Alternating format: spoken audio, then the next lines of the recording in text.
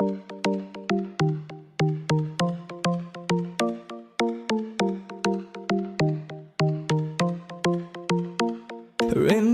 when I told you no matter where I go, I never leave your side, you will never be alone.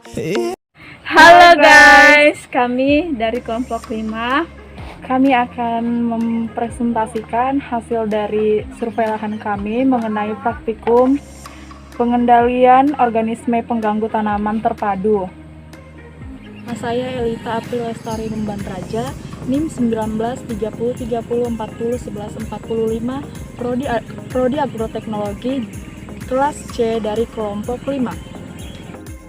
Perkenalkan, nama saya Eskanida Panjangan, NIM 193020401124. Saya dari kelompok 5. Perkenalkan, nama saya Muhammad Mutomo, NIM 193030401126. Saya dari kelompok 5. Perkenalkan, nama saya Mareni Purba, NIM 1930401125, dari anggota kelompok 5C. Sekian dan terima kasih. Praktikum ini dilaksanakan di lokasi Sebangau, Kelampangan, tepatnya pada tanggal 18 Juni 2021 pukul 14.15 sampai dengan selesainya, yaitu dengan metode survei yang bersifat deskriptif dengan menjelaskan perilaku petani terhadap penerapan PHT budidaya tanaman cabai. Metode survei ini dilakukan dengan penelitian mengambil sampel dari suatu populasi. Kemudian karakteristik petaninya, di mana nama bapak yang diwawancarai yaitu Bapak Pahyem, umur 62 tahun, dan status kepemilikan lahan yaitu pemilik penggarap. Luas lahan yang dibudidayakan 10.000 meter kuadrat.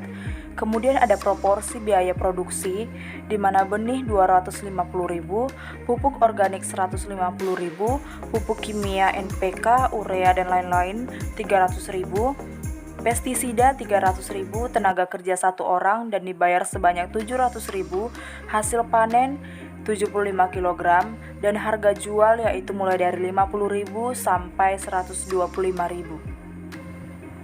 Sistem penjualan yang dilakukan petani yaitu sistem tengkulak. Kemudian ada pemilihan benih atau bibit. Pemilihan benih yang dipilih yaitu varietas pusaka 18. Alasan pemilihan varietas tersebut karena produksi yang tinggi. Kemudian sumber benih atau bibit berasal dari pembelian secara online. Dan sumber bibit tersebut berasal dari tanaman yang sehat. Penentuan masa tanam yaitu penanaman secara serentak. Kemudian ada teknik bercocok tanam, di mana pola tanam yang dilakukan yaitu pergiliran tanaman dalam 1 tahun, dan penanaman dilakukan dengan jarak tanam yang digunakan 60-70 cm. Pemeliharaan tanaman dilakukan penyulaman tanaman apabila ada tanaman yang mati. Kemudian dilakukan penyiangan atau pengendalian rumput-rumput atau gulma di lahan. Ada juga pengairan atau sumber airnya dari sumur dengan menggunakan selang. Kemudian ada pemberian pupuk kandang, yaitu pupuk kandang sebanyak 3 sak, dan pemberian pupuk NPK. Ada juga KCL, Yaramile yang dicairkan 16 liter. Hama dan penyakit penting pada tanamannya yaitu ada cacar, lalat buah, walang sangit, serta lunting. Dan penyebab dari timbulnya hama dan penyakit pada tanaman cabai ini karena tertular dari tanaman sekitar ataupun karena iklim yang sesuai. Dan penularannya ini melalui aliran air dan juga angin. Kemudian pengamatan gulma. Di sini ada pengendaliannya, di mana disiang 1 kali pada umur 30 hari setelah tanam. Kemudian disiang 2 kali pada umur 60 hari setelah tanam, dan herbisida selama tanam 1 kali ataupun 2 kali. Kemudian keberadaan gulma dapat menjadi sumber penyakit ataupun sebagai pesaing pada unsur hara.